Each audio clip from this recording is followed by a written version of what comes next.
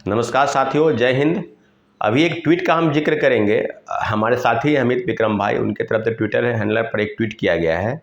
जो शिक्षा विभाग है, उनके जिला शिक्षा पदाधिकारी प्राथमिक शिक्षक के पद पर कार्यरत हैं अमित विक्रम भाई, और उनको नोटिस दिया गया है। कारण बताओ नोटिस जारी किया गया। सो कॉज आप समझ सकते हैं कि आपने बिहार शिक्षा नियमावली सेवा शर्त सेवा मुक्त होने यानी उसके जो नियम हैं उनके खिलाफ में आपने अनुशासनहीनता का जो है आपने पालन किया है, तो आपको सेवा मुक्त करने के लिए कारण बताओ नोटिस है। आपको जवाब देना है। अगर आप जवाब नहीं देते हैं, कहने का मतलब कि शिक्षा विभाग के अनुकूल आप जवाब नहीं देते हैं, तो आपको सेवा मुक्त किया जाएगा। तो ये काफ़ी दुर्भाग्यपूर्ण है।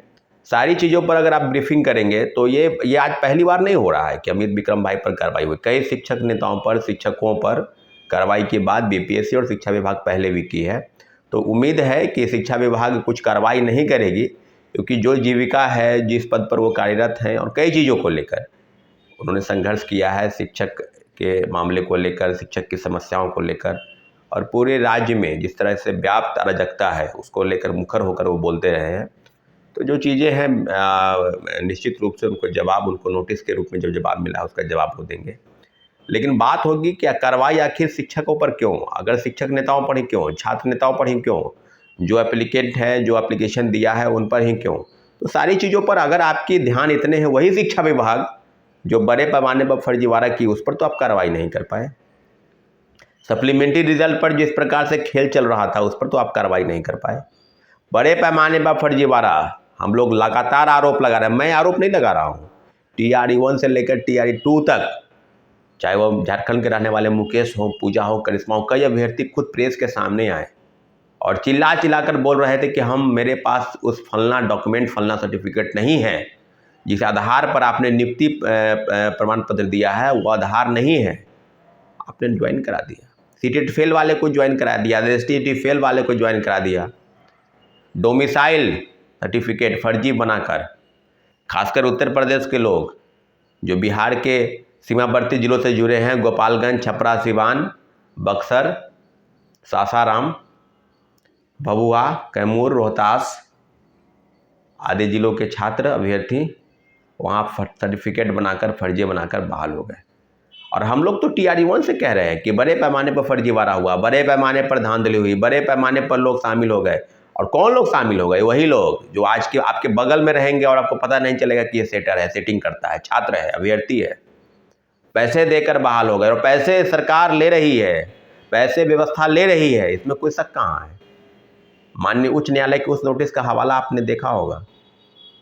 छठे चरण में 70,000 से ज़्यादा शिक्षकों की बहाली फर्जी तरीके से की गई और इस राज्य में बहाल है। जब पूछा गया माननीय उच्च न्यायालय ने बिहार सरकार से, उन पर क्या आपने कार्रवाई की है, तो कार्रवाई के आलोक में उन्होंने जो जवाब दिया, आपको सुनकर आश्चर्य होगा कि फोल्डर गायब हो गया है।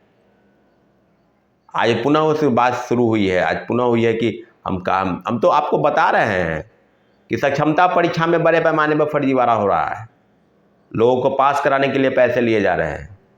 बिहार विद्यालय परीक्षा समिति के अध्यक्ष आनंद किशोर, शिक्षा विभाग के अपर मुख्य सचिव, पूर्व अपर मुख्य सचिव कह लीजिए, अब तो दूसरे विभाग में चले गए हैं, मटियामेट करके,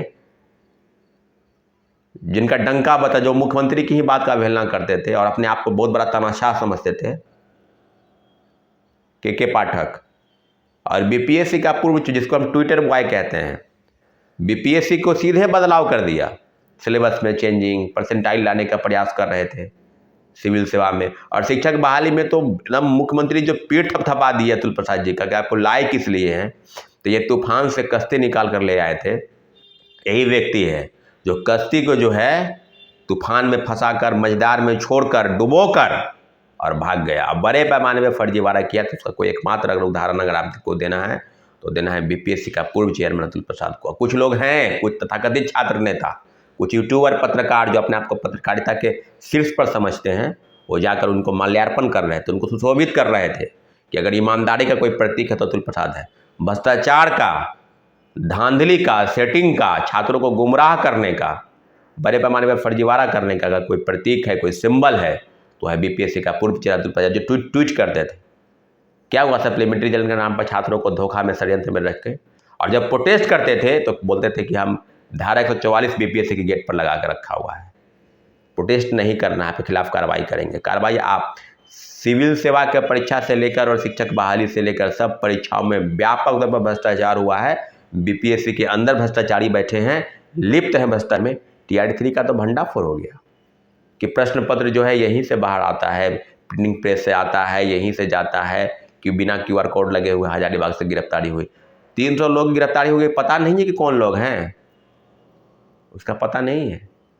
67वीं में आरा के वीर कुंवर सिंह कॉलेज में 2 अलग अलग कमरों में 400 लोगों को क्वेश्चन प्रश्न पत्र मुहैया करा देना है 1 घंटा पहले, आपने उसके ऊपर कार्रवाई तो नहीं की।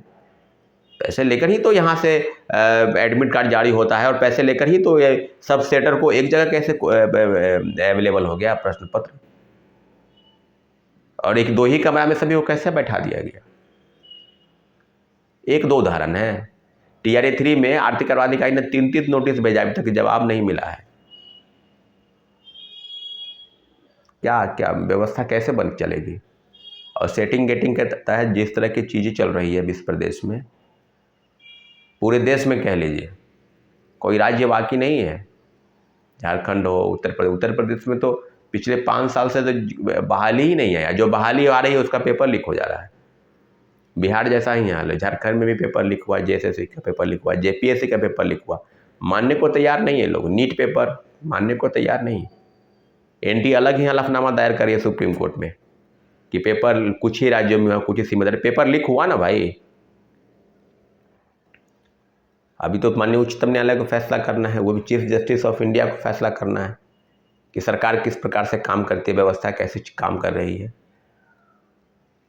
बच्चों के साथ, देश के भविष्य के साथ जो खिलवाड़ चल रहा है इस देश में, उसको बदलने की ज़रूरत है। और सारे अभ्यर्थी, चाहे वो बिहार के हों या दूसरे स्टेट के हों, निश्चित रूप से बड़े पैमाने पर फर्जीवाड़ा बेरोजगारों की बहुत बड़ी फौज, पैसे देकर लोग बहाल हो रहे हैं, और गरीब, निसहाय और निर्धन और गरीब परिवार के तबके के लोग, जो एकमात्र उनका सहारा नौकरी है, सरकारी नौकरी करना, उनके लिए बहुत बेकार समय, बहुत ही गलत समय आ चुका है। इसलिए अभ्यर्थियों मजबूत हो जाइए, और व्यवस्था के लिए जो व्यवस्था बदली है, तो व्यवस्था बदली है उसको बदलने का प्रयास कीजिए।